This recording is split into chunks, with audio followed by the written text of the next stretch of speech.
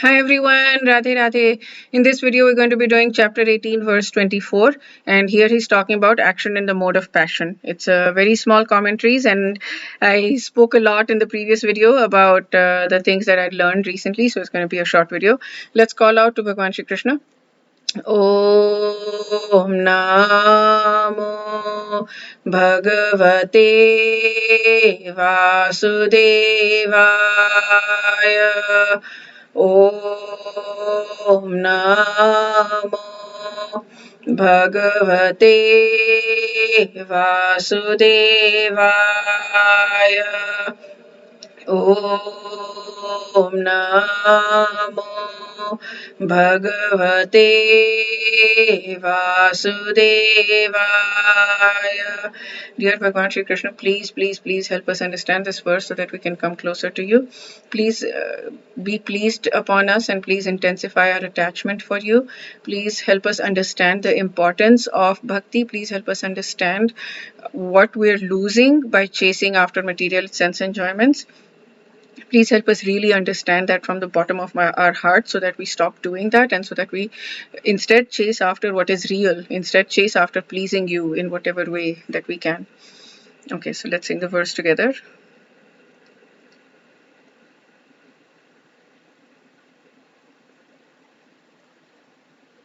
Oops.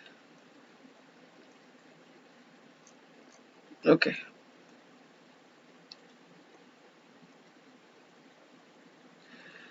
Yattu kamepsu na karma sahankarena va punaha kriyate bahulayasam tadraja samudahritam. But action performed with great effort by one seeking to gratify his desires and enacted from a sense of false ego is called action in the mode of passion. So basically, great effort, the seeking to gratify basically desires and sense of false ego. Three things that he has mentioned here. And selfish desire, pride, and stress, but a great effort. So he's talking then about like the example that he's giving it is the corporate world management. They regularly complain of stress because their actions are motivated by pride and inordinate ambition for power, prestige, and wealth. The efforts of political leaders, over anxious parents, business persons are often also examples of that. It entails heavy toil and great physical and mental fatigue. So full of stress, basically. Stress here is Bahula Ayasam. Bahula Ayasam. Okay, so a lot of stress with desire for sense gratification, a lot of pride that, oh, I look at me, I am so rich, I am so whatever, I have, there's just a lot of pride there, and full of stress, full of intense amount of work. That is Rajasic.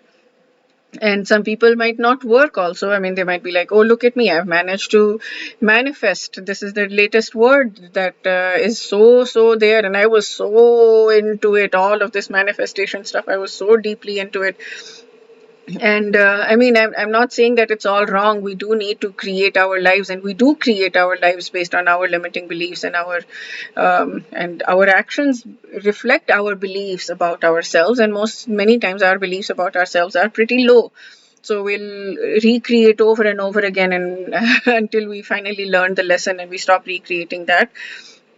So I'm not saying personal growth is not there, but the manifestation often is for, I'm part of this group that I used to be so intensely excited about. And now I'm like, because they're all talking about like, oh, I want magic money. I want a lot of money. I want money so that I don't just want what I need. I want so that I can really, really be happy and really, but money does not give you happiness. That's the whole thing. I'm so far away from that right now. Like, yeah, let's do this. Let's manifest a trip on a luxury boat and everything. And I used to love this kind of stuff so much earlier, and now I'm like, I don't care for all of that at all. I don't want, I mean, oh my goodness. And there's this tiny little thing like, oh, they're going to be rich and they're going to manifest it, and I'm not going to manifest because I don't care about all of that, because I want to go after what's real. I'm greedy. I'm way more greedy than they are. I'm way, way, way more greedy than they are, because I know that this material manifestation. But there is some feeling of like, oh, this, I am not going to be there because I'm not choosing that path and I'm going to miss out and that kind of thing. And then of course I'm like, okay, I know intellectually, I know that what I'm going after is way more powerful.